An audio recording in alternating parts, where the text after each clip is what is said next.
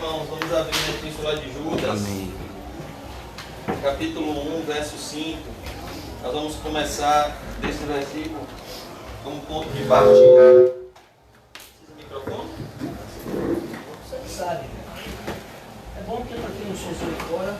Amém. É Judas 1, 5. Judas 1, verso 5. Nós vamos falar hoje, irmão, sobre um perigo real. O perigo da apostasia. Um perigo, uma realidade inevitável. A apostasia. É uma realidade muito triste.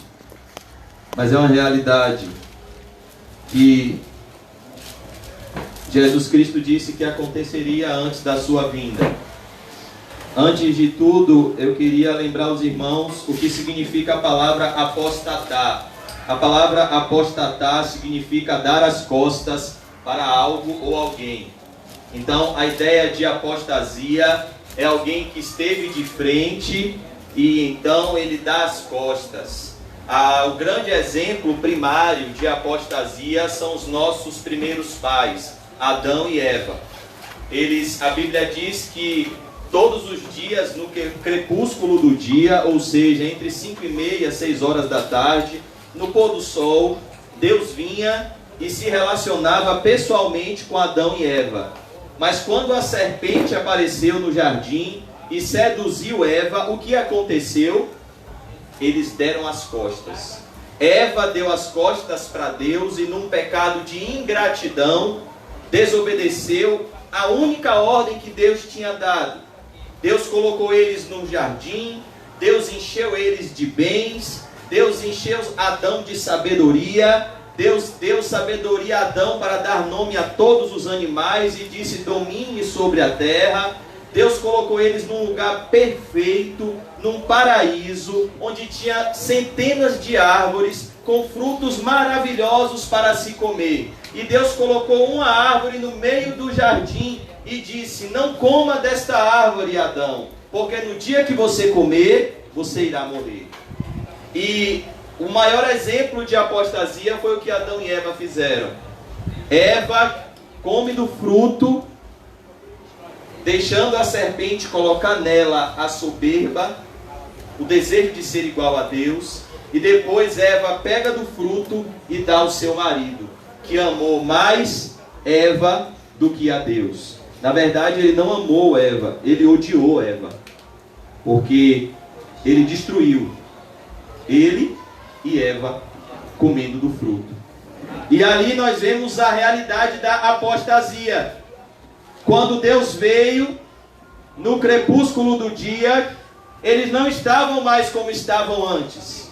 Eles estavam de costas para Deus, escondidos atrás de uma árvore. E Deus chega e pergunta: Adão, onde estás?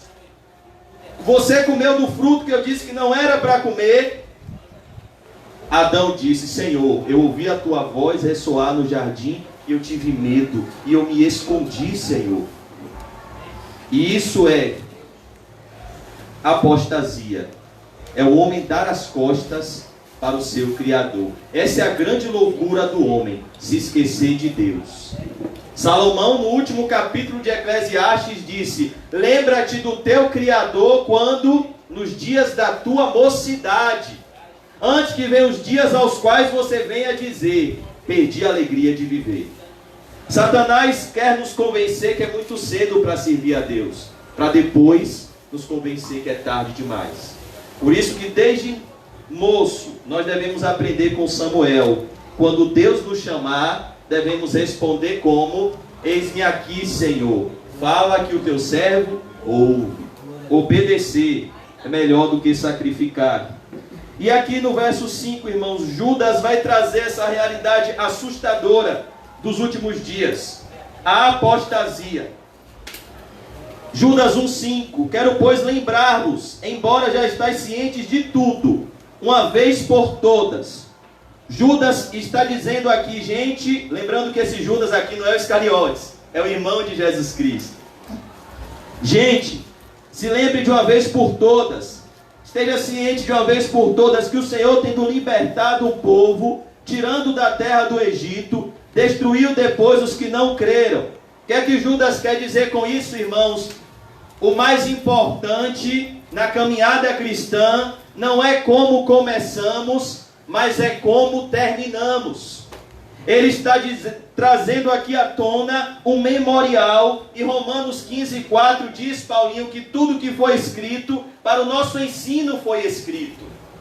A história do povo de Israel serviu de memorial, e Paulo traz à tona eles em 1 Coríntios 10, quando ele diz no versículo 12, aquele que julga está em pé, cuide-se para que não caia. Porque como nós vamos ver aqui no verso 6, a matéria-prima de um demônio é um anjo. Todo demônio já foi lindo. Todo demônio já foi um ser belo na presença de Deus, sem pecado na presença de Deus. O próprio Satanás já foi um ser bonito. Quando foi que ele perdeu a sua beleza? Quando ele foi destituído da glória de Deus. Quando ele foi expulso do paraíso. Da mesma forma, irmãos, qual é a matéria-prima de um apóstata? Um crente. Ninguém pode dar as costas para a fé sem primeiro ter estado na fé. Ou ter estado, vou dizer melhor, na profissão de fé. Pois quem abandona a fé é porque nunca foi salvo.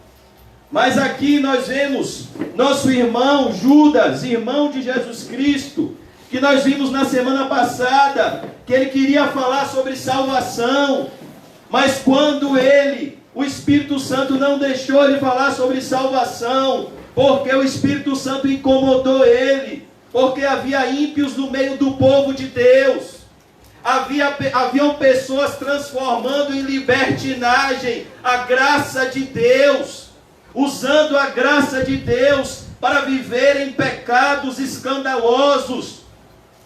E o apóstolo Paulo diz em 1 Coríntios 5:6 que um pouco de fermento ele leveda toda a massa. O apóstolo Paulo disse: olhe, se alguém vem até você e diz que é cristão, mas é imoral, mas é devasso, mas é avarento, mas é roubador, mas é maldizente, com tal, nem sequer sente-se para fazer uma refeição, porque as más conversações, as más companhias corrompem os bons costumes. E quem é o pai dos ímpios? O diabo. Como é que começa o Salmo 1?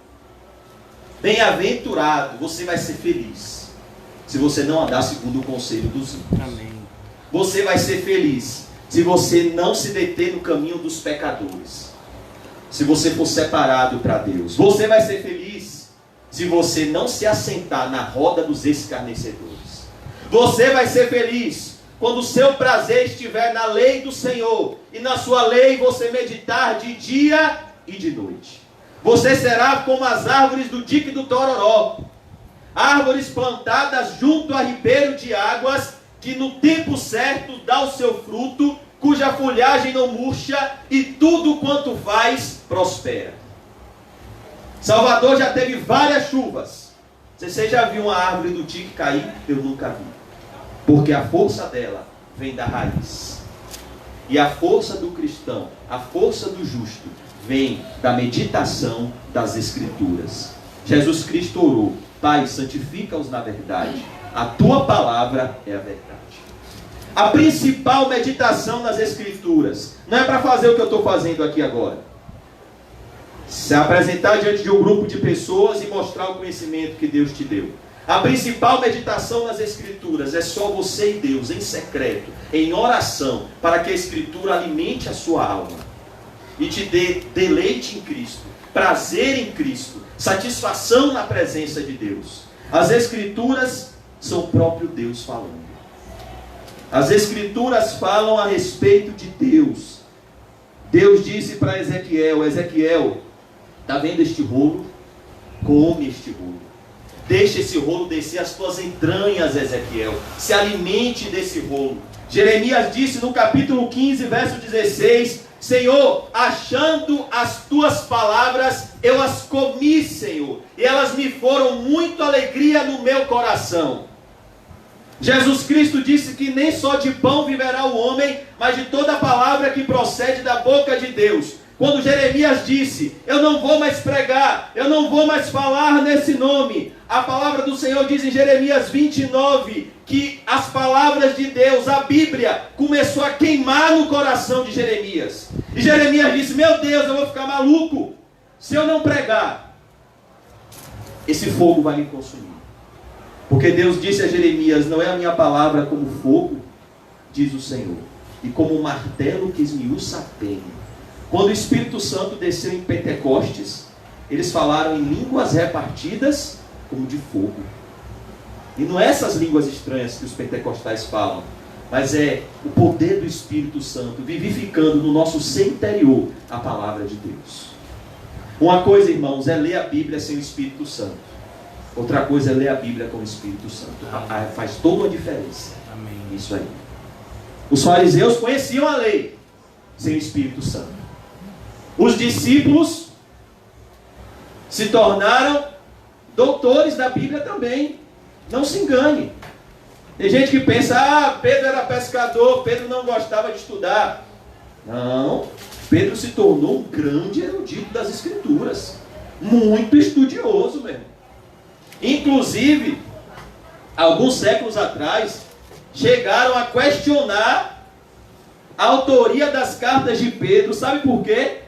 Por conta que a epístola de Pedro tem um dos gregos mais rebuscados do Novo Testamento.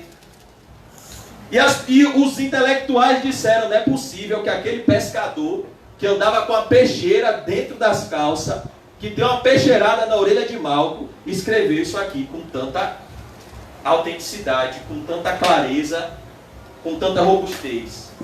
Que embora Pedro não fosse um erudito quando foi chamado, Deus deu a ele fome e sede de justiça. Você pode ter sido chamado por Deus sendo uma pessoa que não era apto à leitura, não era apto a estudar, mas se o Espírito Santo habita em você, ele vai te dar fome de leitura, ele vai te dar fome de Bíblia, porque se você não se alimentar da Bíblia, você vai morrer, e você pode apostatar da fé. Por isso, irmãos, que a meditação na palavra é a nossa vida. É a nossa vida espiritual. Certa feita perguntaram a um pastor chamado A.W. Tozer, pastor, o que é mais importante, a oração ou a palavra? Ele respondeu, me pergunte a um passarinho, o que é mais importante, a asa esquerda ou a asa direita? Nenhuma das duas. Se faltar uma asa, o passarinho não pode voar. Ele precisa das duas asas. E você precisa de comunhão com Deus em oração e de meditação na palavra de Deus. Porque deixa eu te dizer, se você estiver espiritualmente morto e eu estiver espiritualmente morto, estaremos diabolicamente vivos. E Satanás tem o poder de dominar o homem, de usar o homem, sem ele nem saber que ele está sendo dominado. Seu Leão hoje mais cedo me repreendeu ali, em um momento que eu não vigiei. Eu disse, meu Deus, é verdade, seu Leão. Jesus, se a gente não vigiar, a gente tropeça. Jesus Cristo disse, vigiai e orai sem cessar, para que não entreis em tentação. O espírito está pronto, mas a carne é fraca. Nós somos capazes de fazer as mais fortes declarações na presença de Deus e depois fazermos as mais perversas declarações na presença de Deus em questão de minutos. A prova disso é Pedro. Tu és o Cristo, o Filho do Deus bendito.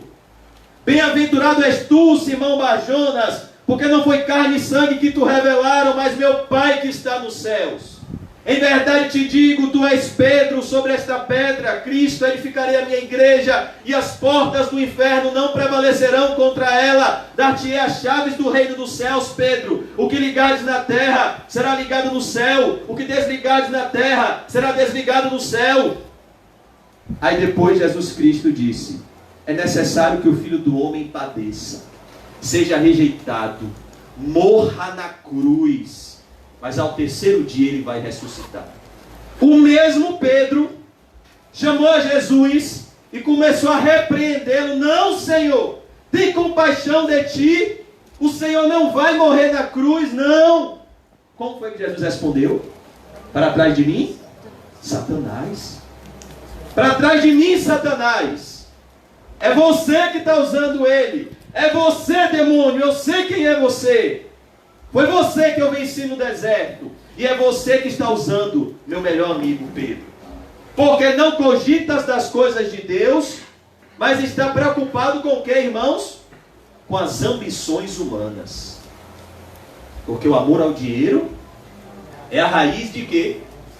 Todos os males. O que é uma raiz? Você vê a raiz da árvore? Não. A raiz fica embaixo. Mas é da raiz que sai a vida da árvore. Por que Paulo precisamente usou essa palavra? A raiz de todos os males é o amor ao dinheiro. Porque quem ama o dinheiro pensa que não ama. É uma coisa que está escondida. E isso está destruindo a vida da pessoa. E ela não sabe. Se você pegar, irmãos queridos, todos os apóstatas da Bíblia, por que eles apostataram?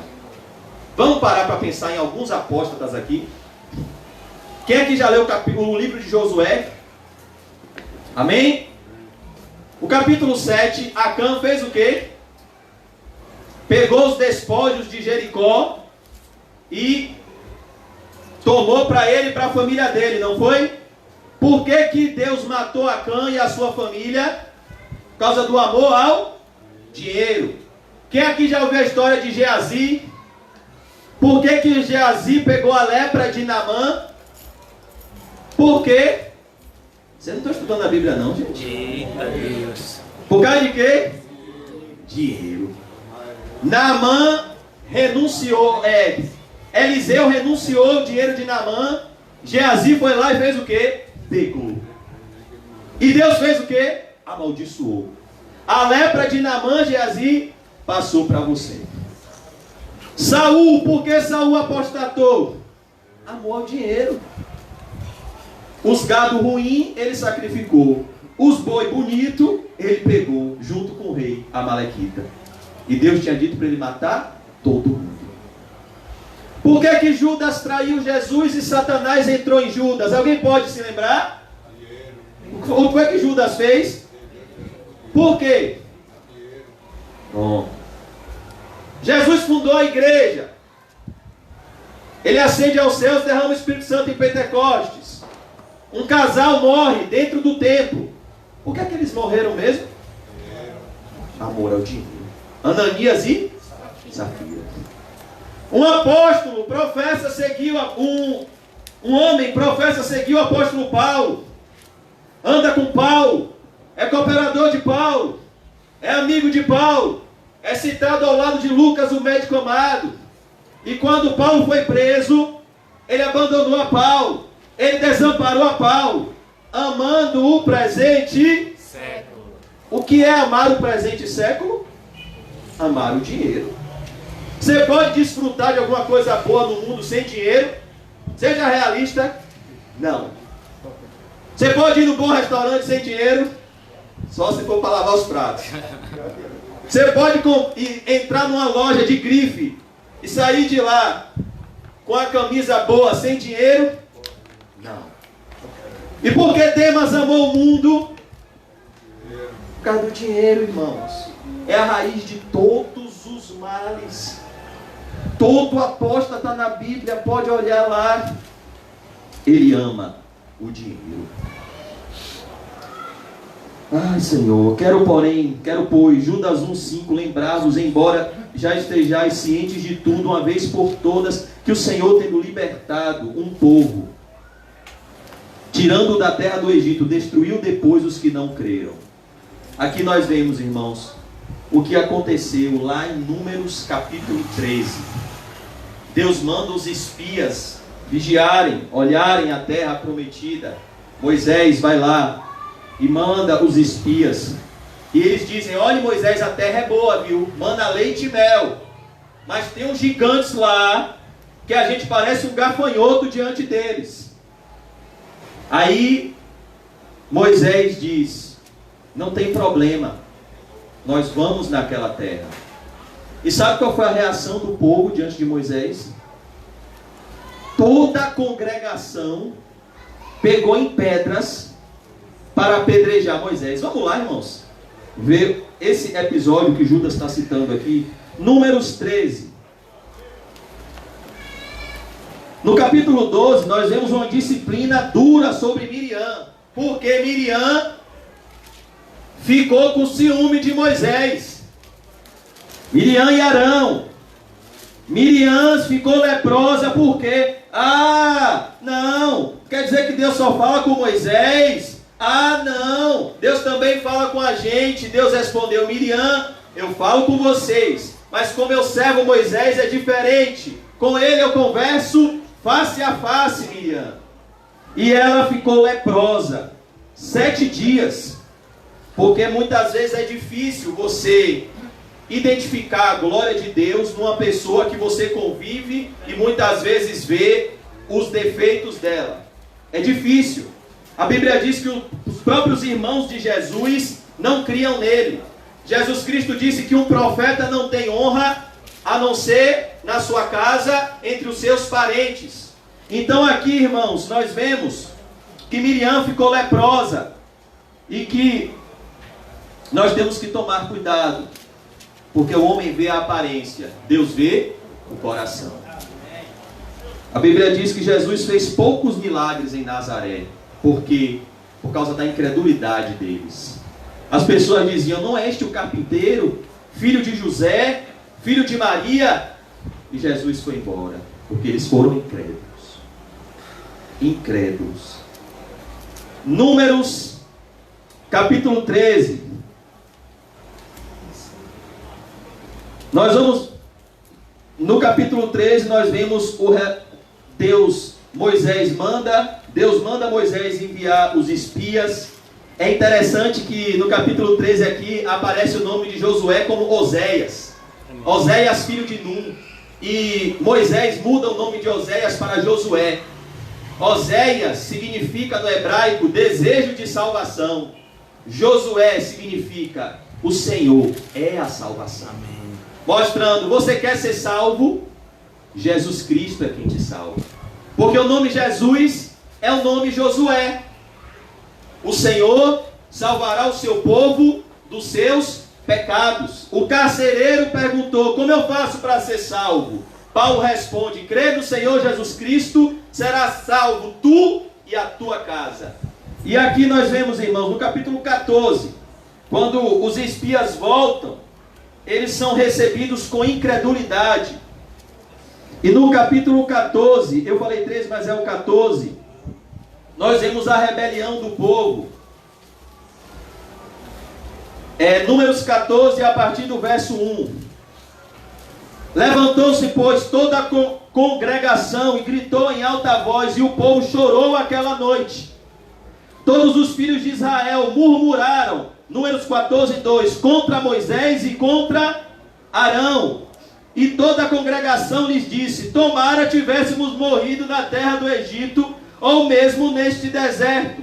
E por que nos traz o Senhor a esta terra, para cairmos à espada, e para que nossas mulheres, nossas crianças sejam por presa?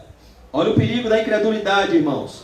Não nos seria melhor voltarmos para o Egito? E diziam uns aos outros: levantemos um capitão e voltemos para o Egito. Quem está desviado nunca quer se desviar sozinho. O primeiro desviado foi Satanás no céu. Na melhor igreja, o pastor era Deus. E ele não desceu do céu sozinho. Apocalipse 12 diz que o dragão com a sua cauda trouxe uma terça parte dos anjos em condenação. Então, quem está desviado, irmãos, não quer se desviar sozinho. Vou dizer uma coisa para você. Na nossa congregação, toda vez que alguém veio para mim falar mal do pastor Nizam, eu senti a presença de demônios. Todas as vezes. E se vier falar mal, eu não vou dar ouvidos. Por quê, irmãos? Porque Satanás, para denegrir a mensagem, quer denegrir a imagem do mensageiro. O apóstolo Paulo disse a Timóteo: não aceite nenhuma denúncia contra um presbítero, a não ser com 2 ou 3 testemunhas. Cuidado com pessoas que dissimuladamente falarão coisas perniciosas. Cuidado, irmãos. Levantemos um capitão e voltemos para o Egito. Não é assim o que disse Paulo? Porque haverá tempo em que não suportarão a sã doutrina, mas tendo comichão nos ouvidos, levantarão para si doutores segundo as suas próprias concupiscências. Bora, rapaz, vamos nos levantar. Sai dessa igreja, vem para o Egito, vem para uma igreja mais liberal, vem participar do grupo de jovens. Você vai ficar aí encalhado, rapaz. No grupo de jovens aqui tem um monte de menininha, mau caráter. Pessoas que fazem isso. Bora, rapaz, bora para o encontro de casal. Seu casamento está passando por luta, vamos lá. Cuidado com o espírito da rebelião. Ele sempre esteve no meio do povo de Deus. No capítulo 16 de Números nós vamos ver Datã, Corá e Abirão. Pela primeira vez, pessoas descem ao inferno vivas, porque se levantaram contra Moisés. Levantemos um capitão e voltemos para o Egito. Irmãos, um falso mestre. Os falsos crentes não são vítimas dos falsos mestres. Os falsos mestres são o juízo de Deus para os falsos crentes, porque Oséias vai dizer: como é o povo, assim é o sacerdote. Cada falso crente tem um falso mestre que merece. O meu povo perece porque lhe falta conhecimento. E para um povo que não quer conhecer a Deus, Deus envia um sacerdote que não quer nada com Deus. Verso 5. Então Moisés e Arão caíram sobre o seu rosto perante a congregação dos filhos de Israel. E Josué, filho de Nun, e Calebe, filho de Jefoné, dentre os que espiaram a terra, rasgaram as suas vestes. Isso significa, irmãos, humilhação, quebrantamento, humildade. Joel vai dizer: rasgai o vosso coração e não as vossas vestes. Convertei-vos ao Senhor, pois Ele é misericordioso e benigno. Ah, irmãos, a terra pelo qual... E falaram a toda a congregação dos filhos de Israel, dizendo: a terra pelo meio do qual passamos a espiar é terra muitíssimo boa.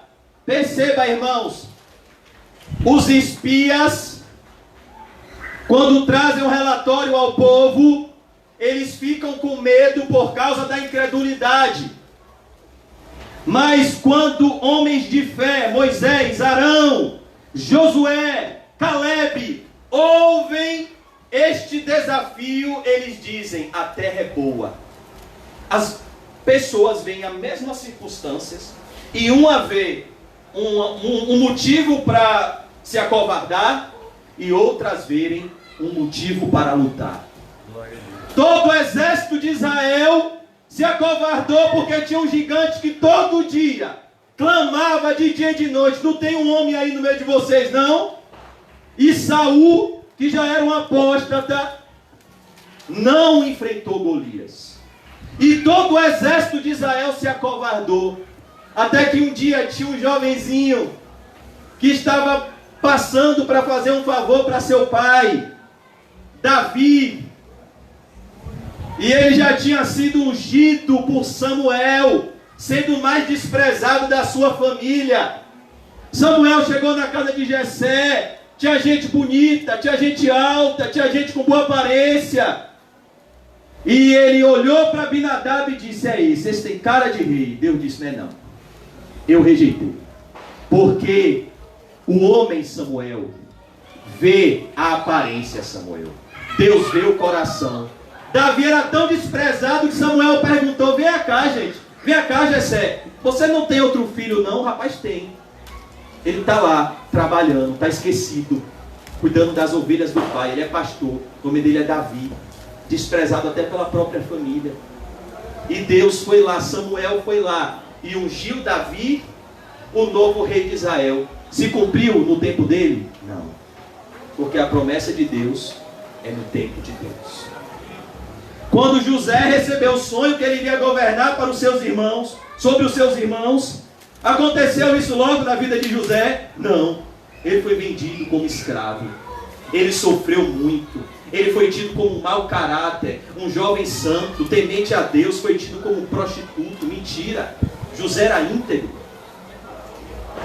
Mas no tempo de Deus a promessa se cumpriu. E a unção de Samuel sobre Davi foi um símbolo, amados irmãos, do Espírito Santo de Deus. E Davi, que já estava ungido por Deus, passou e viu Golias afrontando o exército de Deus.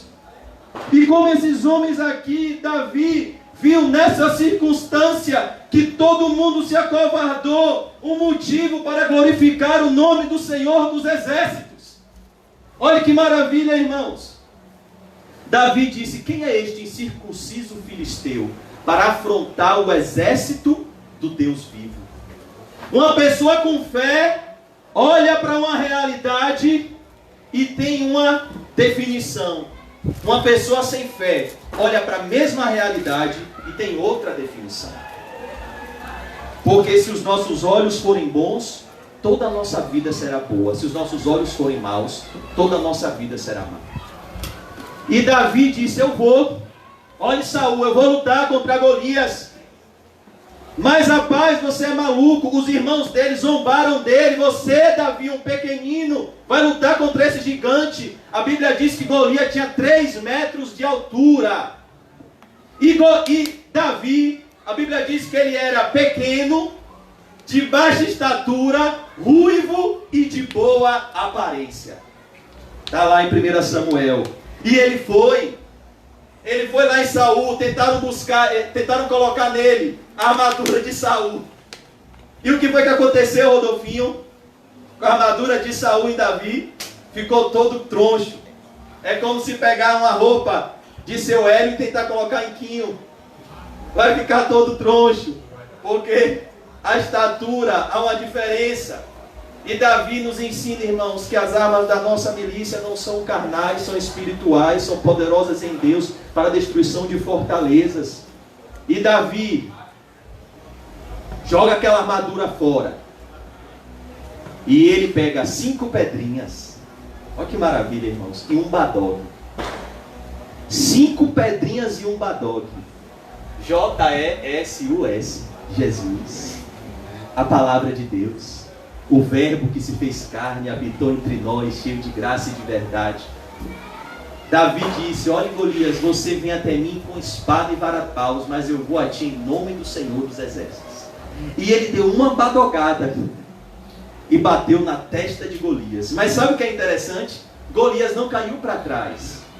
Não foi a badogada de Davi que derrubou Golias. Foi a mão do Senhor que derrubou Golias. E ele caiu para frente. E Golias Davi pega a espada de Golias e mata Golias. Depois que Golias morreu, todo o povo tomou coragem.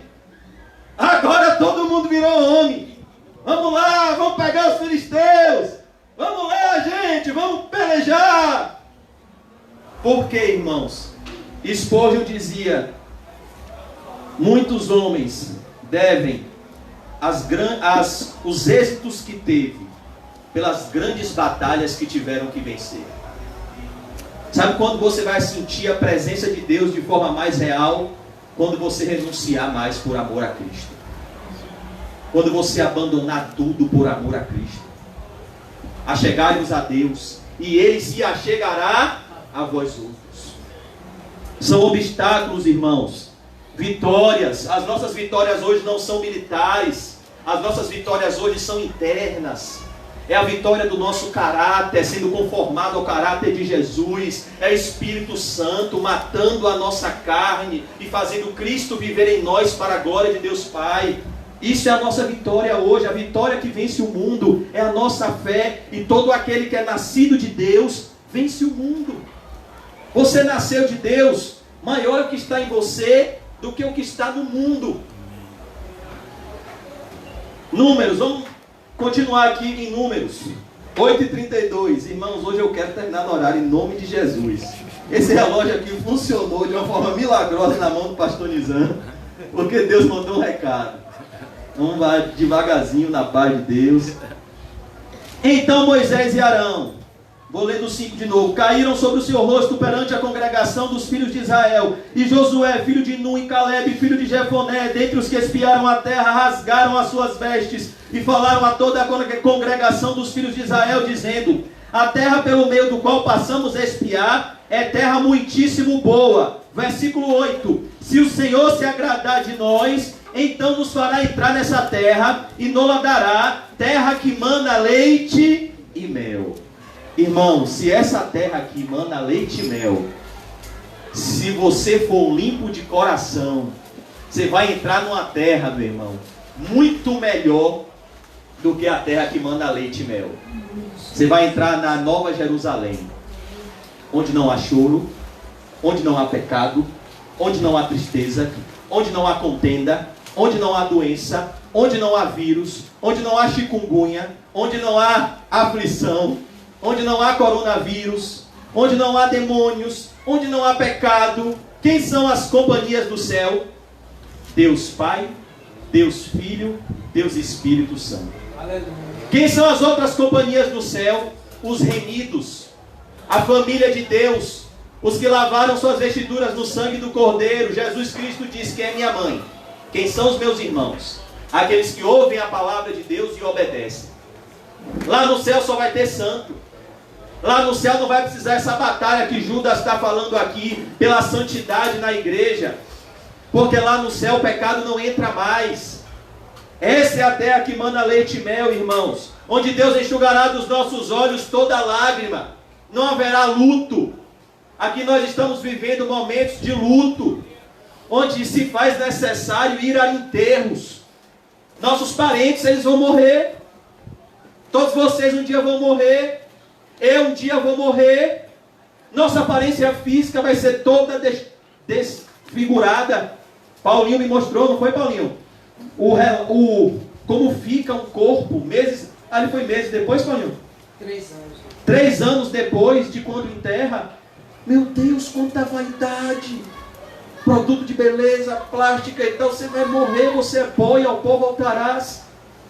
Isso vai acontecer, irmãos. Mas no céu não haverá mais morte, porque a morte entrou no mundo por causa do pecado, mas a morte saiu do mundo por Jesus Cristo, que matou a morte com sua morte de cruz, que destruiu na cruz o aguilhão da morte, que é o pecado, e se manifestou para com seu sangue e com o Espírito Santo, que nos dá o arrependimento, destruir as obras do diabo e nos dá um novo nascimento. Jesus Cristo morreu e ressuscitou para que o pecado não mais nos mate, mas para que nós, pelo poder do Espírito Santo, matemos cada um deles pela graça de Deus. Isso é graça de Deus. A graça de Deus te faz encontrar e matar os seus pecados antes que ele os encontre e te mate. Números 11 vai dizer: o vosso pecado vos achará. Você pecou, um dia vai vir um juízo. Mas antes do juízo, Deus envia um tempo de misericórdia. Isso é o coronavírus. O coronavírus, se vocês lerem, irmãos, o livro de Apocalipse, a Bíblia vai falar de trombetas. O que são as 7 trombetas? São ações de Deus na humanidade, onde Deus, antes do juízo, prepara um tempo de misericórdia. Antes de descer juízo, ele prepara um tempo de misericórdia. Para quê? Para que os pecadores se arrependam, confessem e deixem as suas más obras e alcancem a misericórdia de Deus. Por isso Deus está mandando o coronavírus, para que os ímpios se convertam e para que a igreja acorde de uma vez por todas e aprendam a lição da parábola das 10 virgens, que não adianta estar na igreja, tem que estar em Cristo. Não adianta ser virgem nominal e ser nécia, não vai entrar quando o noivo chegar. Tem que ser virgem e tem que ser virgem prudente. Tem que ouvir e tem que praticar a palavra de Deus. Senão, quando o noivo chegar, abre-nos a porta, noivo. não sei de onde vós sois. Concluindo, irmãos, tão somente não sejais rebelde contra o Senhor, e não temais o povo dessa terra. Olha aqui, irmãos, onde está a nossa vitória. Abandone a rebelião, abandone a obstinação. Pare de se rebelar contra Deus. Amém. Pelo amor de Deus. Eu não estou com raiva não, irmãos. Mas é porque se você obedecer a Deus, você vai ser a pessoa mais feliz do mundo. Se você desobedecer a Deus, Ele te ama tanto que Ele não vai deixar de te disciplinar. E a dor só vai passar quando o arrependimento chegar.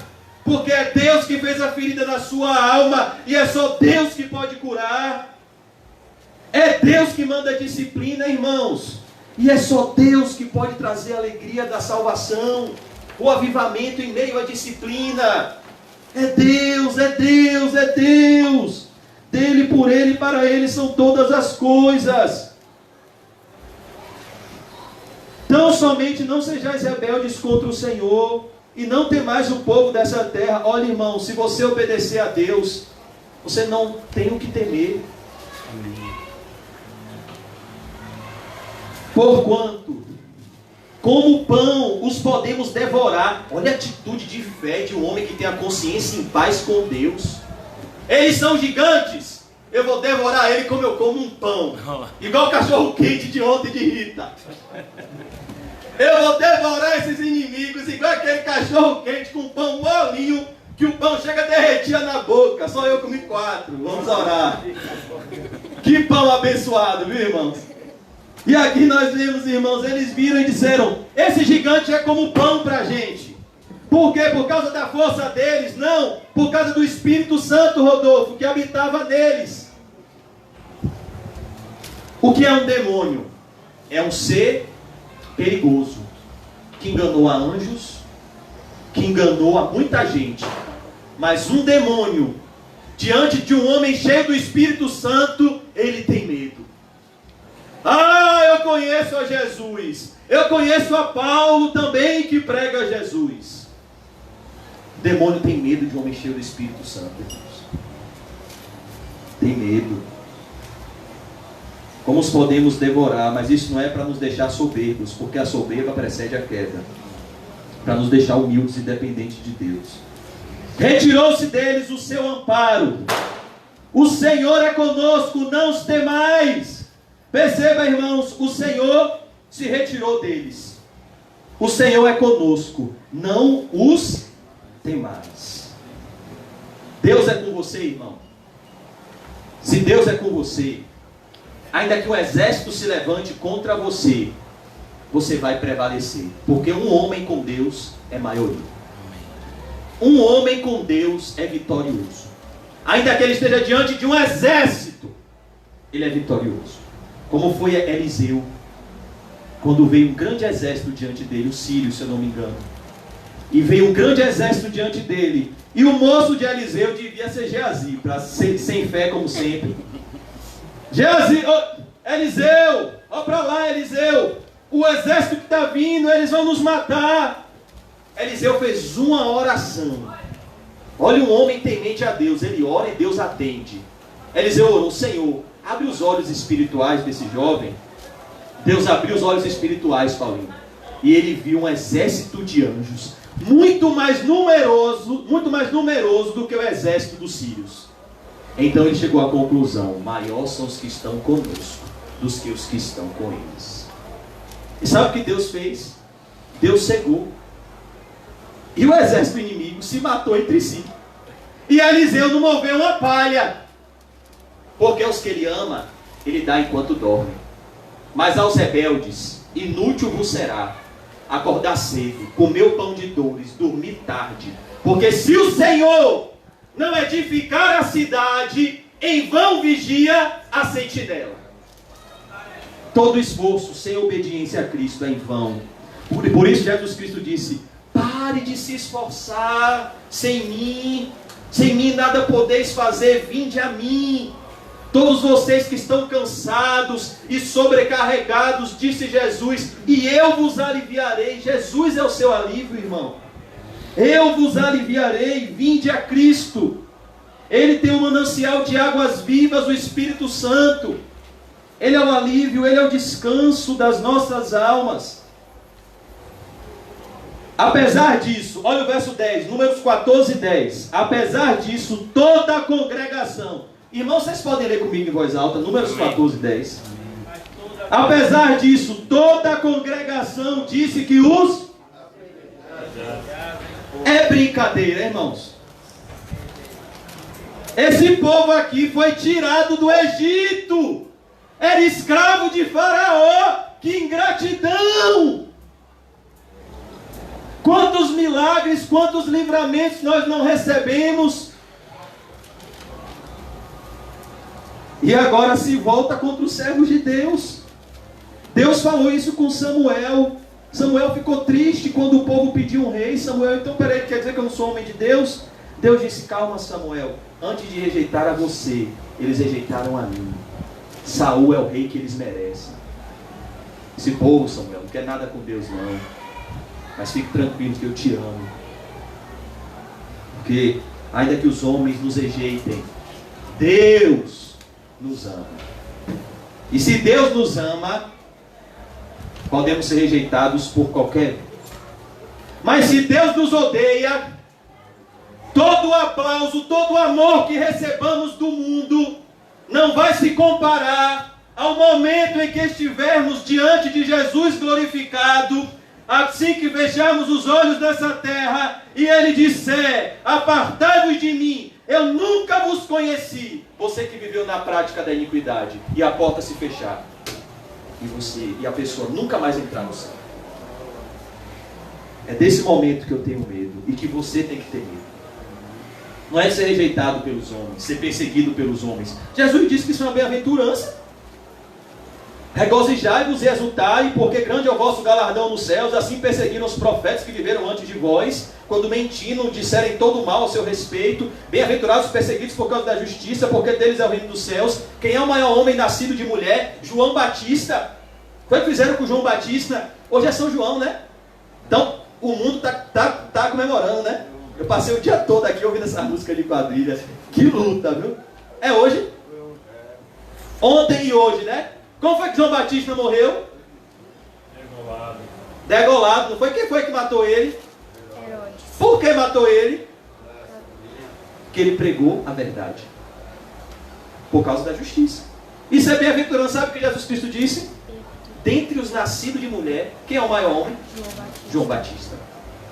João Batista está onde agora? No céu.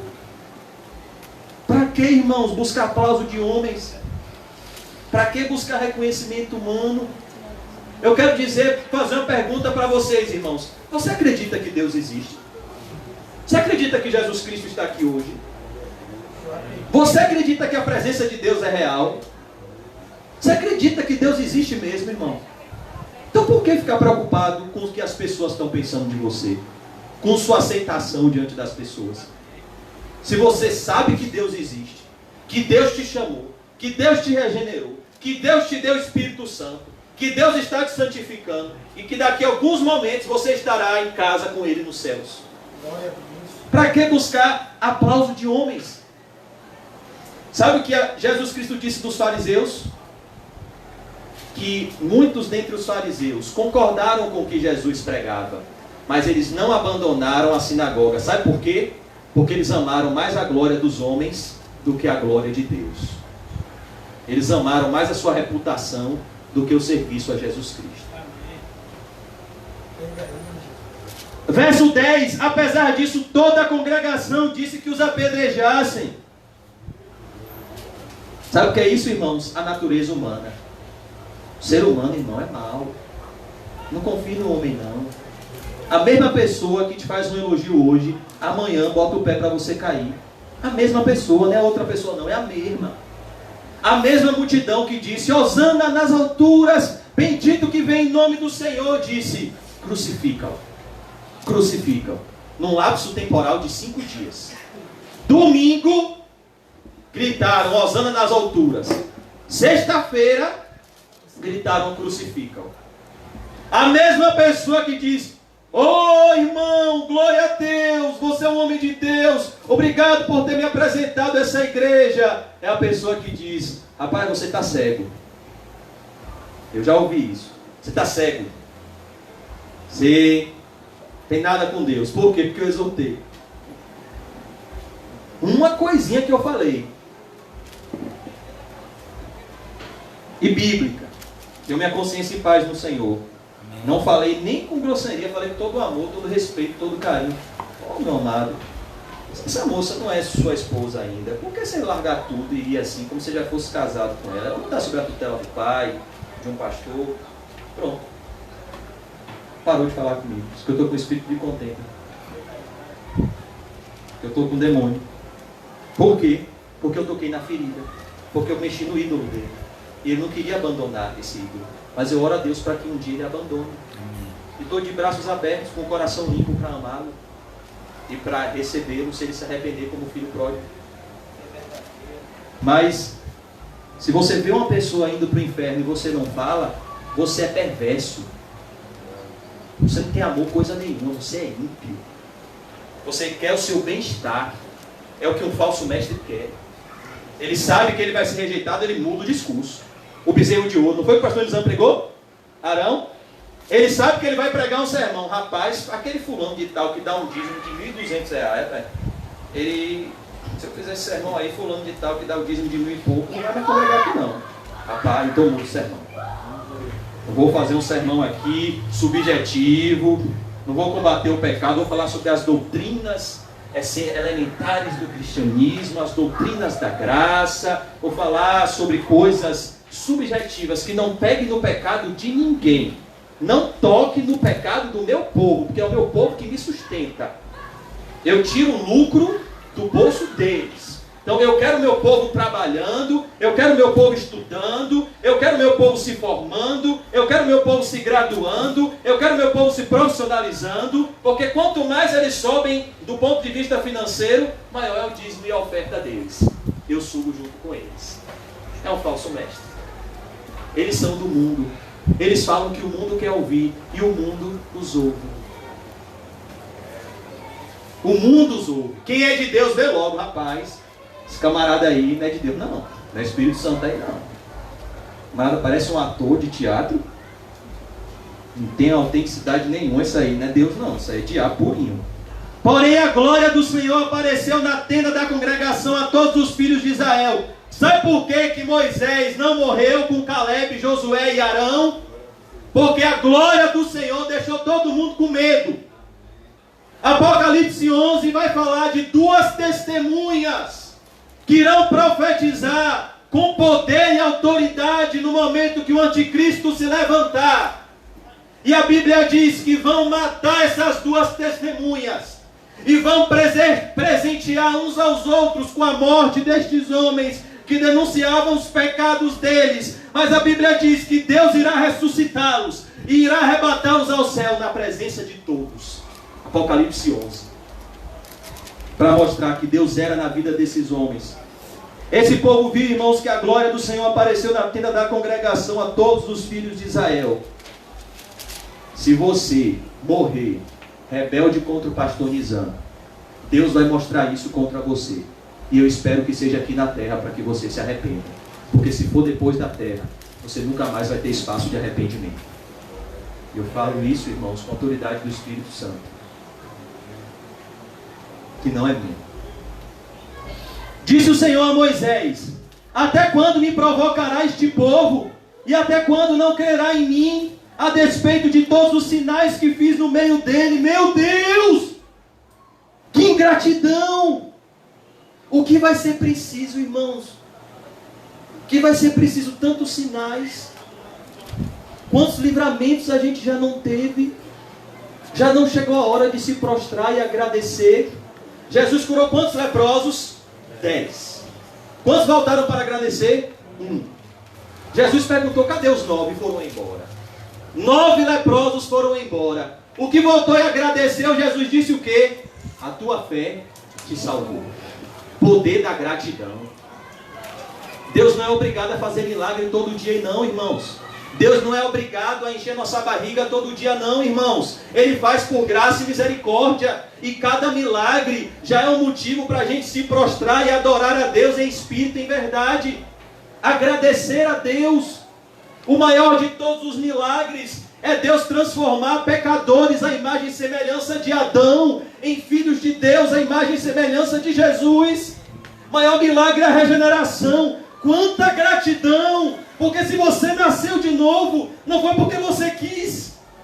Ele veio para os seus, mas os seus não receberam. Mas a todos quantos o receberam, deu-lhes o poder de serem feitos filhos de Deus, a saber, aos que creem no seu nome, os quais não nasceram da vontade da carne, não nasceram da vontade do sangue, não nasceram da vontade do homem, mas nasceram da vontade de Deus. A fé é um dom de Deus. E se você crê em Deus, se você é salvo, essa salvação não é por méritos, essa salvação é pela graça. Essa salvação é de graça, mas custou o sangue do Filho de Deus, para que você seja santo, como o Senhor vosso Deus é santo, e sem santificação ninguém verá ao Senhor. Ah, irmãos, quanta gratidão pelo Espírito Santo. Meu Deus! Deus derramou o Espírito Santo mesmo sobre pecadores indignos. O Espírito Santo é Deus. O Espírito Santo é o maior presente que o ser humano pode ter. O Espírito Santo muda a nossa natureza, tira o coração de pedra, coloca um coração de carne, dá um arrependimento para a vida. O Espírito Santo faz tudo novo. Ele quebra o vaso com o mesmo barro, ele faz um vaso novo. É o Espírito Santo que nos faz novas criaturas, e as coisas velhas se passaram e tudo se fez novo. E a gente vai fazer o que com isso tudo? A gente vai fazer o que com aquele homem que morreu na cruz, que era 100% Deus e 100% homem? A gente vai se esconder? A gente vai ficar escondido dentro de casa? O irmão Quinho, irmãos, está aqui com chikungunya. Na oração eu nunca imaginaria que ele iria estar aqui. Quinho está aqui todo quebrado. Eu garanto que para Quinho chegar aqui, ele sentiu muita dor. E tem gente que está em casa. E tem gente que ainda está falando mal. Dizendo que a igreja era para estar fechada. Quando teve irmãos, teve gente que se batizou e conheceu a igreja porque a igreja estava aberta. Não foi, Calmon? O sobrinho de Calmon ia se batizar em outra igreja. Porque a igreja estava aberta. Ele veio aqui no primeiro dia. Com 2 semanas ele se batizou. Mas a igreja tinha que estar fechada para muita gente. Perceba, irmãos. A ingratidão é o pecado de muitos. Que não seja o nosso. Ingratidão pelo lugar com Jesus. Que fez tanto. Que morreu na cruz. Por amor. Jesus não precisava. Jesus é Deus. Jesus, por amor a mim, por amor a você, tomou tapa na cara, para que o castigo que nos traz a paz recaísse sobre ele. Ele recebeu uma coroa de espinhos. Ele recebeu cravos em suas mãos. Ele recebeu pregos em seus pés. Ele foi humilhado. Ele foi crucificado. Ele recebeu cuspe na cara. Ele recebeu porrete na cabeça. Profetiza-nos, ó Cristo, quem te bateu? Ah, você não é profeta? Profetiza agora. Ele foi humilhado, irmãos. Ele foi um homem de dores, que sabe o que é padecer, o mais rejeitado entre os homens. Ele sendo Deus, ele se esvaziou, e ele foi pobre, e ele foi humilhado, e ele foi rejeitado, e ele foi desprezado. E como se não bastasse, irmãos, no auge da cruz, no momento de mais dor do Filho de Deus, a Bíblia diz que o sol escondeu o seu rosto sobre Jesus, e o Pai não pôde atender ao clamor do seu Filho. Deus meu, por que me desamparaste? Deus meu, eu e o Senhor toda a eternidade juntos, Deus meu. Desde a eternidade passada que eu sou um contigo, o Senhor é um comigo, e nós somos um com o Espírito Santo, Deus meu. Por que, Deus meu, agora estou aqui sozinho, desamparado? como cordeiro mudo, Deus meu. Porque ele era o Cordeiro de Deus que tira o pecado do mundo. Jesus Cristo, irmãos, sofreu isso tudo para nos dar um novo nascimento, para a gente viver uma vida de batalha, de guerra espiritual. Não, na igreja não pode entrar pecado, não. Meu telhado não é de vidro, não. Se você me vê em pecado, jogue pedra mesmo, porque eu quero um homem de Deus que tenha coragem.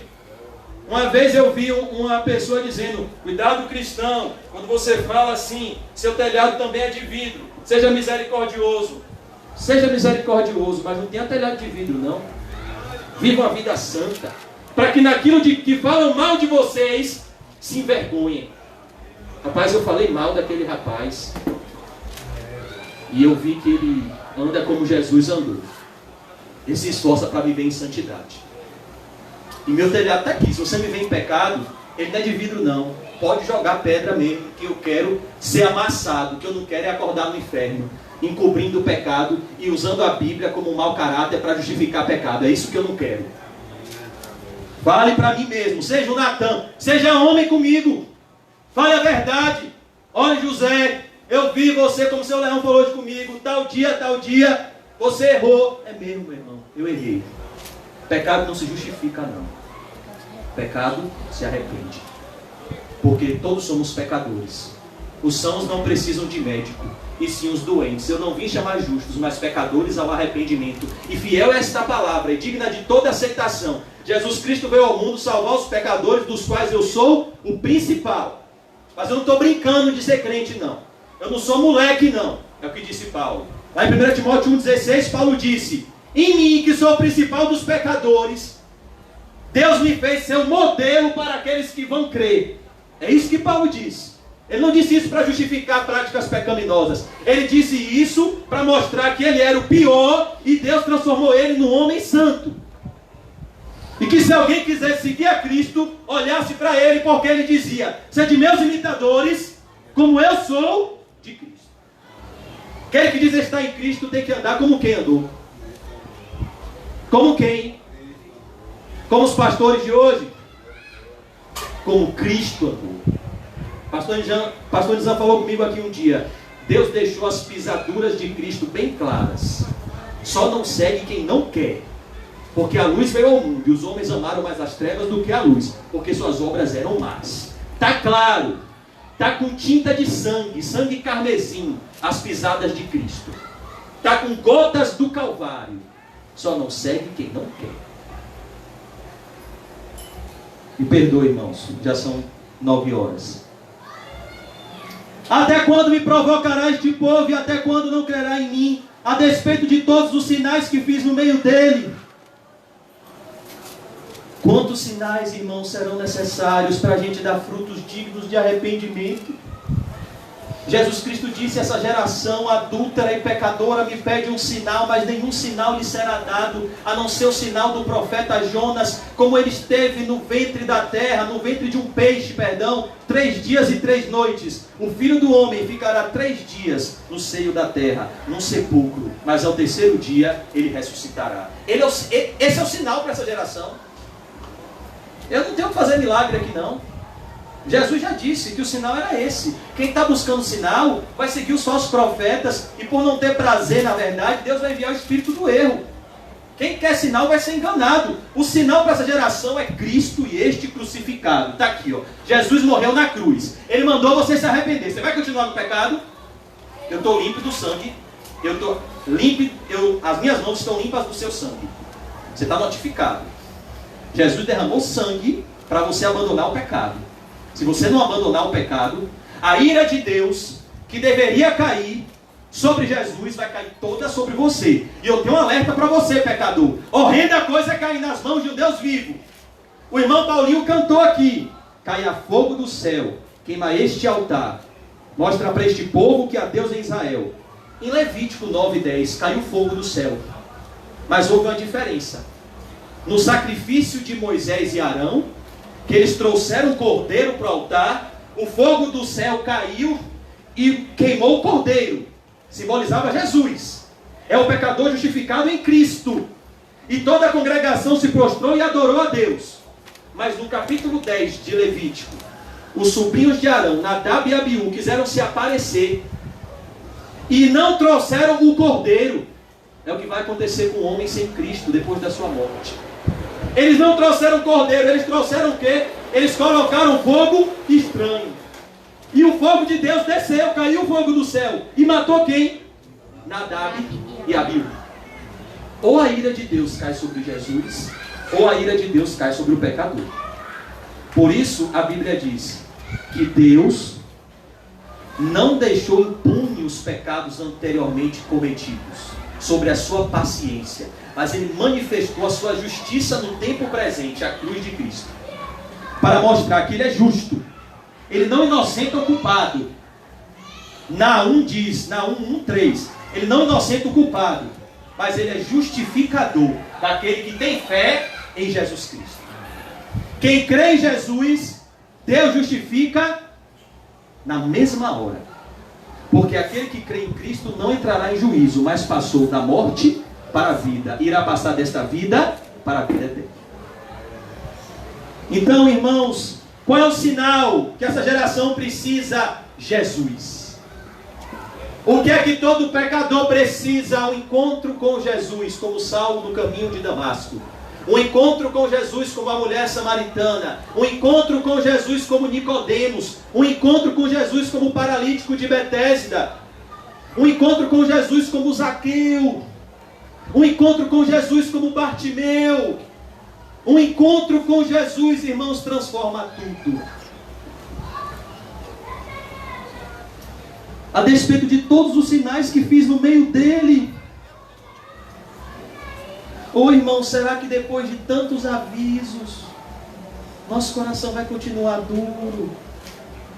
Tantas demonstrações de amor, nosso coração vai continuar duro como uma pedra?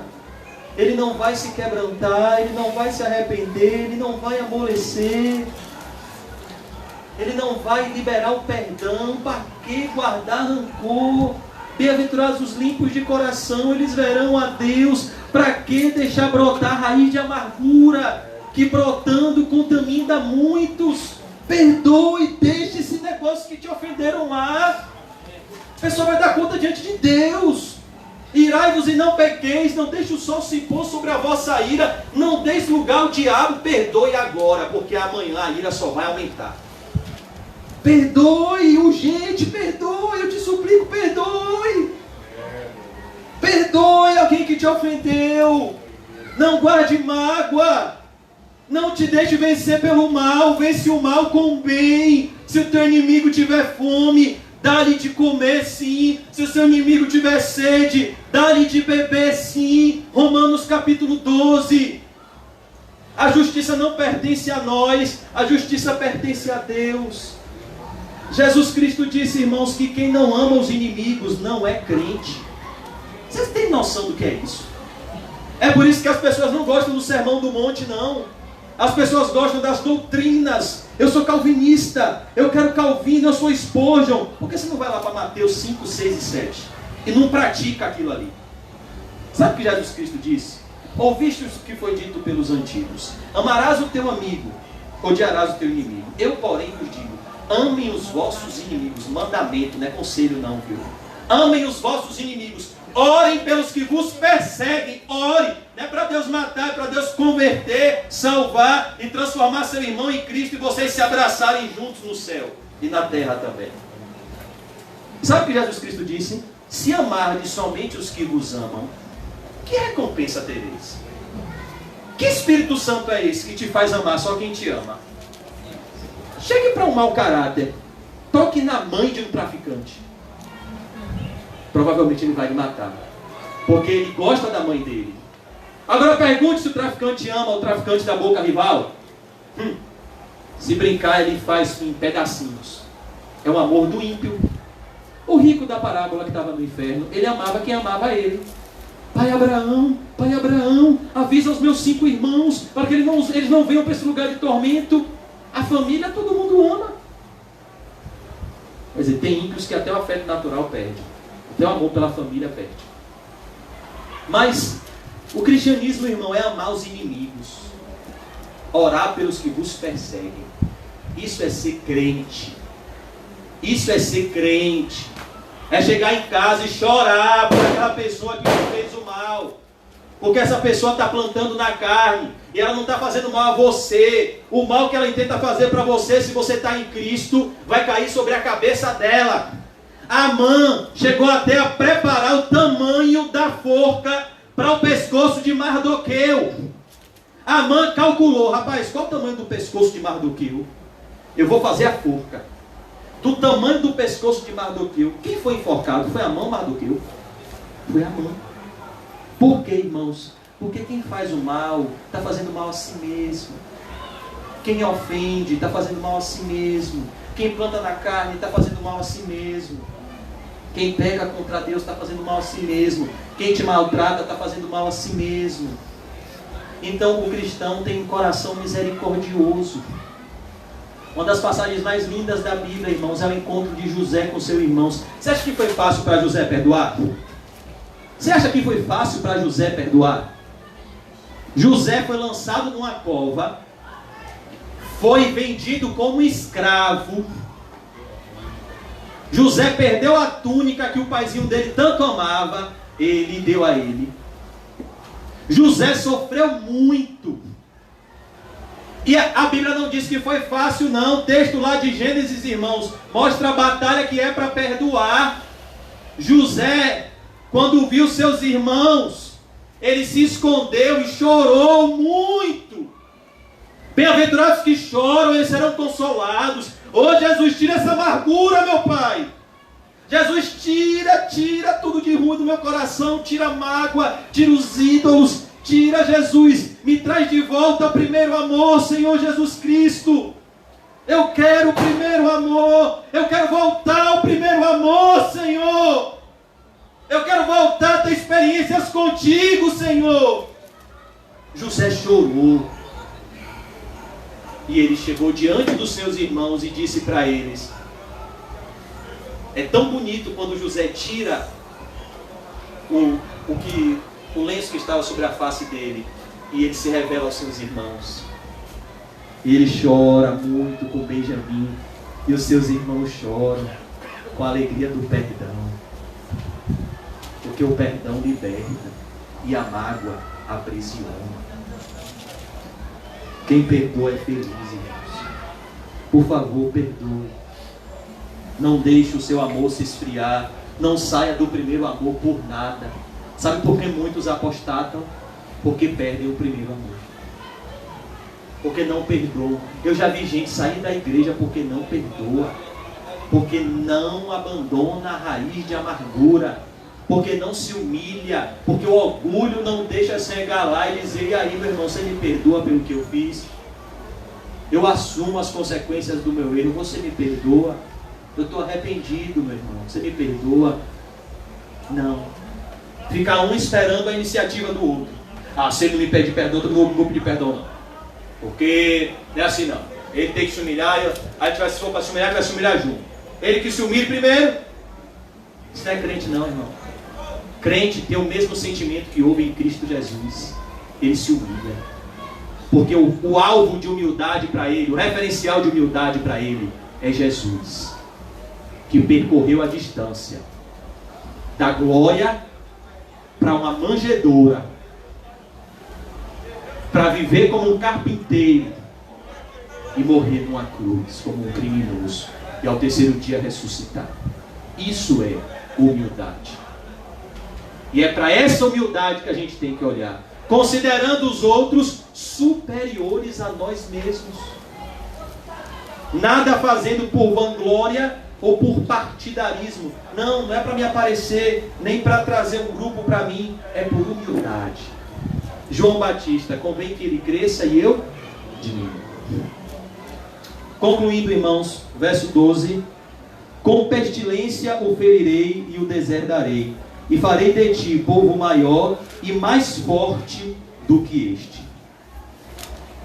Perceba, irmãos, enquanto Deus aqui ia ferir e matar os desertores, ele iria fortalecer os guerreiros da batalha.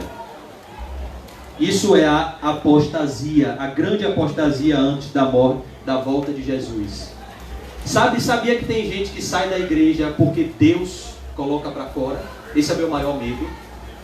Sabe o que Jesus disse na Laodiceia? Porque você é morno. Tu és morna, Laodiceia. Eu vou te vomitar da minha boca. Jesus estava dizendo, sou eu que vou te colocar para fora. Porque você não valoriza a minha presença. Eu vou ler, só vou ler para a gente concluir o verso 13 ao 19. Respondeu Moisés ao Senhor. Olha a reação de Moisés, irmãos. Eu prometo que eu só vou ler, irmãos. A gente vai orar, já são 9h13. Os egípcios não somente ouviram que com a tua força fizeste subir este povo do meio deles, mas também o disseram aos moradores desta terra. Ouviram que tu, ó Senhor, estás no meio deste povo, que face a face, ó Senhor, lhes aparece tua nuvem, está sobre eles, e vais adiante deles numa coluna de nuvem de dia e numa coluna de fogo de noite. É esse povo que estava aqui querendo apedrejar Moisés, viu? Que Deus fazia isso tudo. Agora ouça: se matares este povo como a um só homem, agentes, pois, que antes ouviram a tua fama, dirão: não podendo o Senhor fazer entrar este povo na terra que lhe prometeu com juramento, os matou no deserto. Olha que maravilha, irmãos. A Bíblia diz que Moisés é um tipo de Cristo. Olha que intercessão eficaz. Olha o argumento que Moisés usa. Isso aqui muda o coração de Deus. É como o argumento que Jesus usa no seu ofício de sumo sacerdote, de interceder pelo seu povo. Sabe o que Moisés está dizendo? Deus, o que é que os ímpios vão dizer? Que você tirou esse povo do Egito e depois destruiu esse povo todo. Deus vai matar aqui alguns, mas Ele não vai matar todos, porque existem os Judas e existem os Pedros. Existem os vasos de ira e os vasos de misericórdia. Jesus orou por Pedro, mas não orou por Judas. E aqui Moisés intercede: não podendo o Senhor fazer entrar este povo na terra que lhe prometeu com juramento, os matou no deserto. Verso 17: agora, pois, rogo-te que a força do meu Senhor se engrandeça como tens falado, dizendo: o Senhor é longânimo e grande em misericórdia. Olha aqui, irmãos, o Senhor é longânimo, que perdoa a iniquidade e a transgressão, ainda que não inocenta o culpado, e visita a iniquidade dos pais nos filhos até a 3ª e 4ª geração. Irmãos, como é que Deus perdoa a transgressão e não inocenta o culpado? Colocando a transgressão sobre Jesus. Ele levou sobre si as nossas iniquidades. Ele foi moído pelas nossas transgressões e transpassado pelas nossas iniquidades.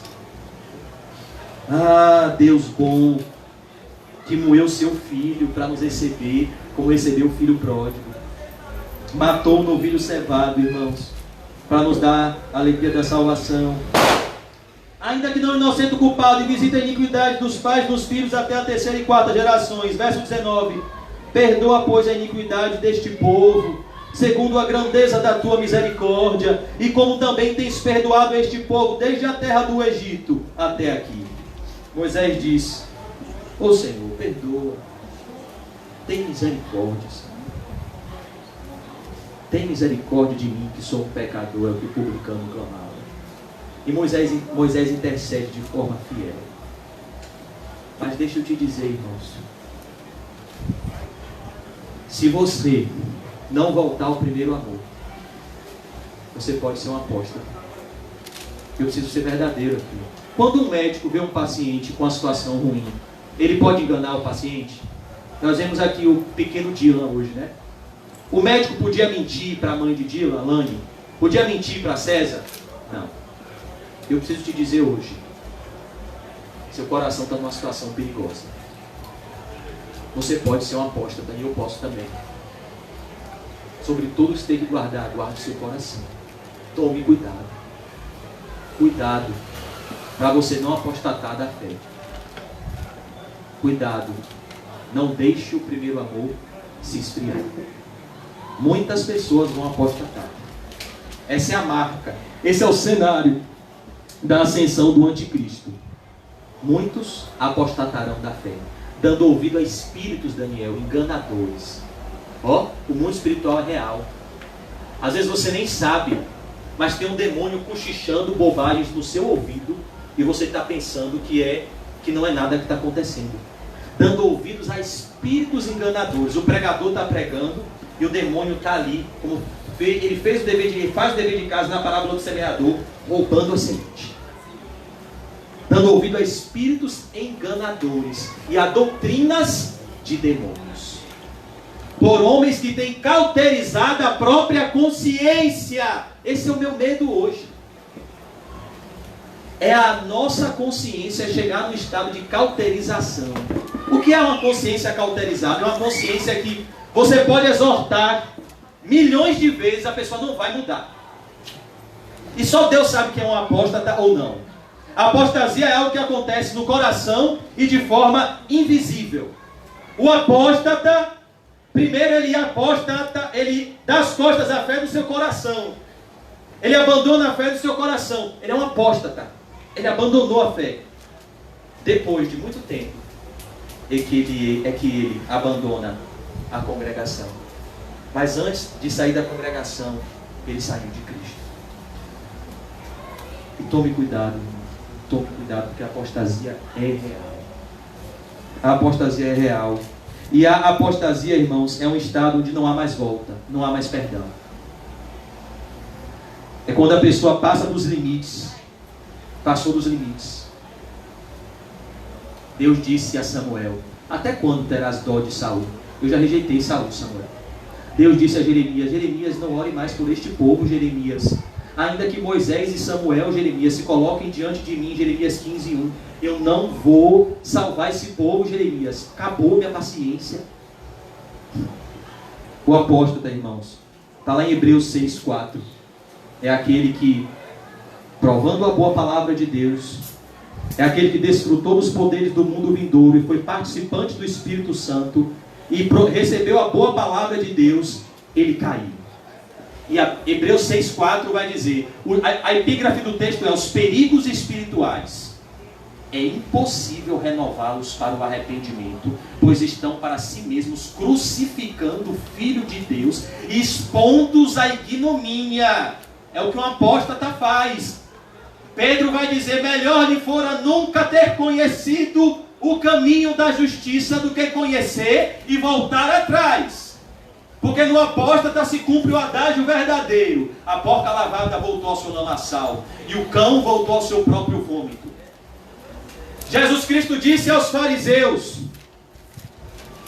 que diziam que ele expulsava demônios pelo poder de Beelzebu: todo pecado cometido contra o Filho do Homem tem perdão. Toda blasfêmia contra o Filho do Homem tem perdão. Mas aquele que blasfemar contra o Espírito Santo é réu de pecado eterno e não tem perdão nem neste mundo vindouro. É a pessoa que resiste ao convencimento do Espírito Santo toda a sua vida, como pregou Estevão: homens incircuncisos e de dura cerviz, até quando vocês resistirão ao convencimento do Espírito Santo? É a pessoa que até ouve a voz de Deus, viu? Conhece a Bíblia, mas não pratica. É ouvinte, mas não praticante. Aí a pessoa muda de vida, a pessoa vira religioso, a pessoa tem uma transformação externa, porque quando ela está na igreja, o Espírito Santo está presente, o Espírito Santo muda, mas ele não entra no apóstata.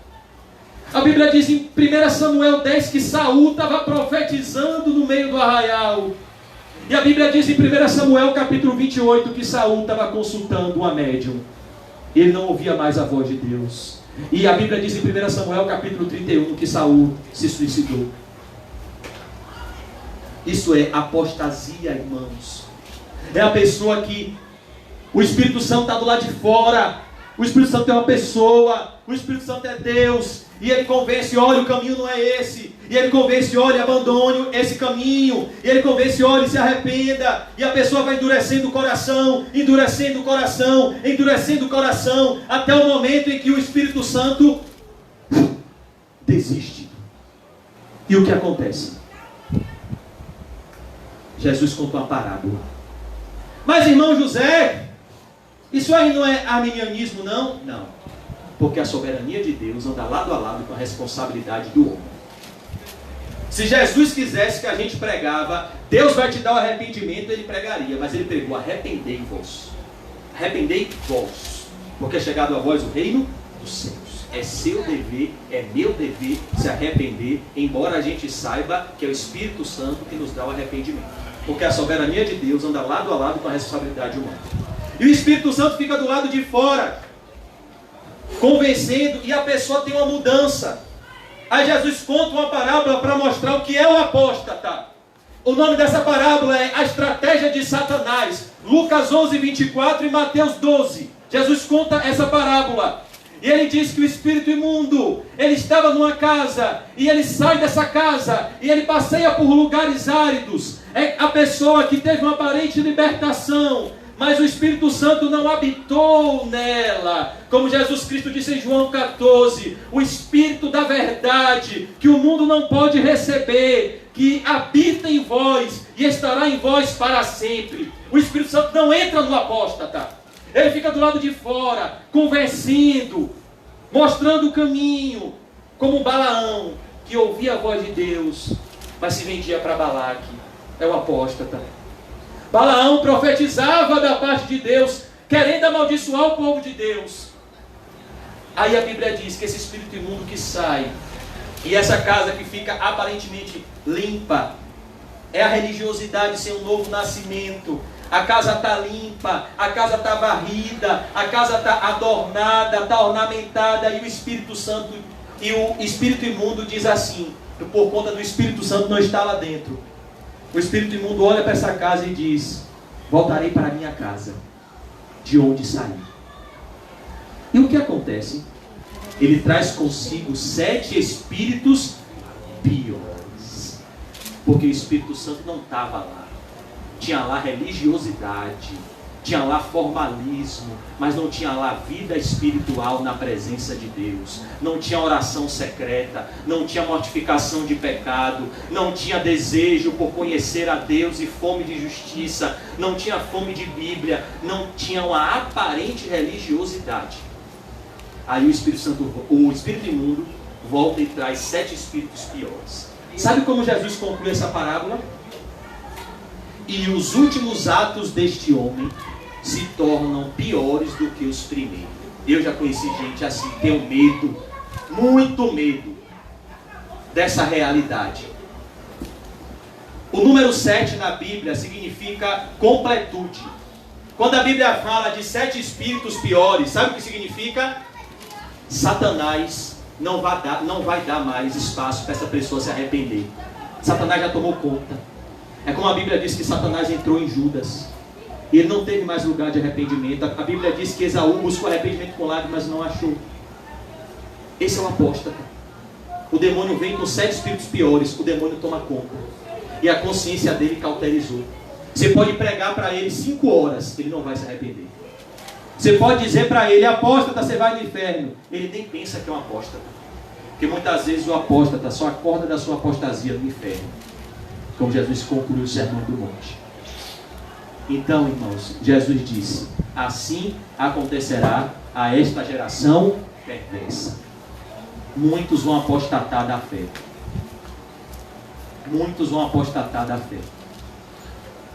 E eu preciso te dizer, cuidado, para você não ser um apóstolo. Leve a sério a sua vida espiritual. Testifique se o fruto do Espírito está em você. Estou falando isso porque eu te amo. Porque se você não tiver o fruto do Espírito, meu irmão Daniel, você não vai entrar no céu. Pelos frutos conhecereis a árvore. Estou falando isso porque eu não quero ver você negando a Jesus quando o anticristo se levantar. E ele vai levantar, viu? O anticristo está surgindo, o anticristo está vindo. E se um vírus colocou os crentes acovardados, imagine quando a peneira do anticristo chegar. Que o anticristo baixar um decreto. Crente não pode ter casa. Crente não pode ter carro. Crente tem que ser preso. E aí? Crente tem que ser torturado. Crente tem que perder emprego. Apocalipse 13, você já leu? O que for para o cativeiro vai. Deus vai dar poder à besta para pelejar contra os santos e vencê-los. Isso vai acontecer. O anticristo vai se levantar. E se você não está vivendo infidelidade agora, você não vai viver infidelidade quando o anticristo se levantar. Pois quem é infiel no pouco, é infiel no muito. Quem é fiel no pouco, é fiel no muito. Sadraque, Mesaque e Abidnego não se dobraram diante da estátua, porque eles tinham uma vida de integridade na presença de Deus. Daniel não se acovardou diante da cova dos leões, porque era íntegro na presença de Deus. A oração era um hábito de Daniel. 3 vezes por dia, Daniel ia para a janela e orava ao seu Deus. E ele disse: eu prefiro ficar numa cova com leões do que sem ter comunhão com meu Deus. E quando o anticristo se levantar, você vai ver como vazia a igreja vai ficar, as igrejas bíblicas vão ficar. Mas eu tenho um alerta para mim e para você. Mateus 24:13. Somente aquele que perseverar até será salvo. Uma vez uma pessoa saiu da igreja e disse assim: irmão José, eu já suportei até aqui, agora eu desisti. Você desistiu de amar? Mas somente aquele que perseverar até o fim, amando, será salvo. Você desistiu de amar essa pessoa? Que amor é esse? Nunca foi o amor de Deus. O amor de Deus não acaba. O amor de Deus tudo crê. O amor de Deus tudo espera. O amor de Deus tudo suporta. O amor de Deus é santo. O amor de Deus é verdadeiro, não é um amor hipócrita.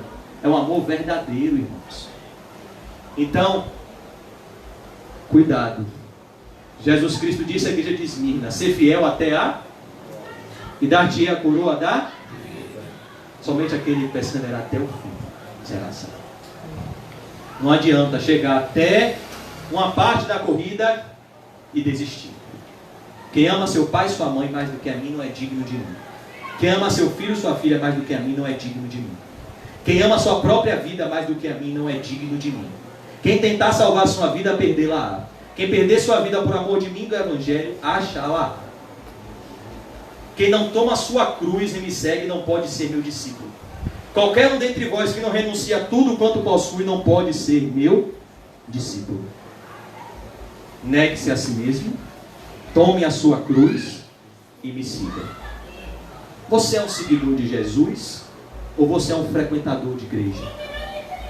Você é um discípulo do mestre ou você frequenta um clube social? Estou falando isso, irmãos, por amor.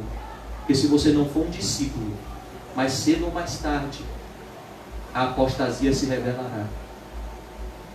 E eu quero me encontrar com vocês daqui a 100 anos, nas bodas do Cordeiro, sem pecado, com vestes mais alvas que a neve, clamando de dia e de noite ao que está sentado no trono e ao Cordeiro, seja a honra e a glória pelos séculos dos séculos. Amém. Quero encontrar com você num lugar onde não haverá fome, não haverá choro, não haverá sede, não haverá morte, no melhor lugar do mundo, a nossa casa, a casa do Pai, a Nova Jerusalém. Mas para lá tem um caminho. Negue-se a si mesmo, tome a sua cruz e siga Jesus. E de nada adianta ganhar o mundo inteiro e naquele grande dia perder a sua alma. Quando os crentes estiverem reunidos na Nova Jerusalém, você estar do lado de fora, na condenação eterna. Eu não quero ver você do lado de fora. Quero ver todos vocês lá dentro. Por isso, entre pela porta estreita e percorra o caminho apertado. Mas esse caminho leva à vida eterna. Amém, irmãos? Amém. Vamos orar. Senhor Deus de Israel, que essa pregação nessa noite, Senhor, mude o meu coração, quebrante o meu coração. Oh Deus, crava a eternidade em nossos olhos. Tira de mim, Senhor, toda malícia, e me purifica para a tua glória.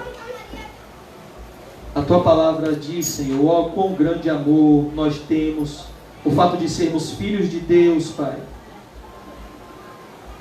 Ó Deus, nos purifica com o teu sangue. Me ajude, Senhor, a fugir das paixões da mocidade. Me ajude a viver para a tua glória, Senhor. Que nessa noite, Senhor, seja uma noite de restauração. Eu peço, Senhor, por favor, salva-nos nessa noite. Não nos deixe apostatar, Senhor, mas eleva os nossos olhos para Jesus Cristo e não para nós mesmos, Pai Santo.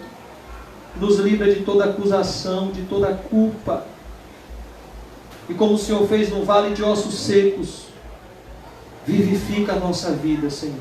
Aviva a tua obra, Senhor. Oh Deus, nós te pedimos nessa noite, dai-nos o primeiro amor, dai-nos experiências contigo. Oh Deus, visita o irmão Dylan, Senhor, nosso pequenininho. Visita aquela criancinha, meu Deus, onde ele está agora. Espírito Santo de Deus, visita ele, visita os médicos que estão cuidando dele, visita os pais dele, a família, meu Deus. Deus, salva essa criança, meu Deus. Nós não podemos fazer nada, Senhor, mas o Senhor pode. Não temos poder, Senhor, mas o Senhor tem. O Senhor é onipotente, onisciente, onipresente. O Senhor pode agora visitar Dylan, meu Pai. Visita essa criança, meu Deus. Oh Deus, se for da tua vontade curar, mais uma vez eu te peço que o Senhor cure, mas nos ensina a viver contente em toda e qualquer situação. Visita a irmã Osana, meu Deus. Concede graça à tua serva. E eu já te agradeço pelo testemunho tão bonito que ela tem dado diante dessa adversidade. Eu peço que o Senhor conceda a ela, Pai, graça, que o Senhor visite a saúde dela, Senhor, e que ela tenha a certeza da salvação, Senhor, a certeza de que Cristo ama ela, Senhor, a certeza, Senhor, de que o perfeito amor de Cristo lança fora todo medo, toda dúvida e toda acusação do diabo, Pai.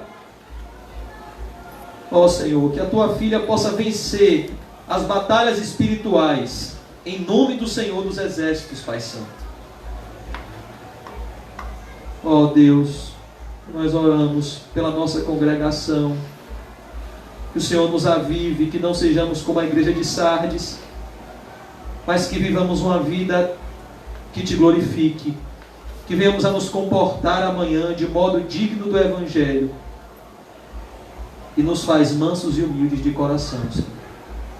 Nos ajude, Senhor, a cuidar do irmão Quinho e a amar o irmão Quinho. Pois a tua palavra diz que nisto sabemos que passamos da morte para a vida, se amamos os nossos irmãos. Jesus Cristo disse: ninguém tem maior amor do que esse, de dar sua vida pelos seus amigos. E nós sabemos, Senhor, que o Senhor é o melhor amigo de Quinho e deu a sua vida por ele. E nos ajude a não sermos como Caim, que era do maligno, sentiu inveja do seu irmão, pois nós estamos aqui para amar uns aos outros e para cuidar uns dos outros, para estimularmos uns aos outros ao amor e às boas obras. Nos ajude, Senhor, a cuidar do irmão Quinho, visita a saúde dele, Senhor, que o Senhor supra as necessidades da família dele, nesse momento que ele irá passar de repouso, Pai. Que o Senhor supra as necessidades da esposa dele e da família dele, da casa dele, Senhor, na certeza de que o Senhor é o nosso pastor e nada nos faltará. Em nome de Jesus é que eu te peço e te agradeço. Amém. Graças a Deus. Amém. Amém, irmãos. Saúde, seu irmão, cumprimento santo e diga a ele: cuidado com a apostasia, ela virá.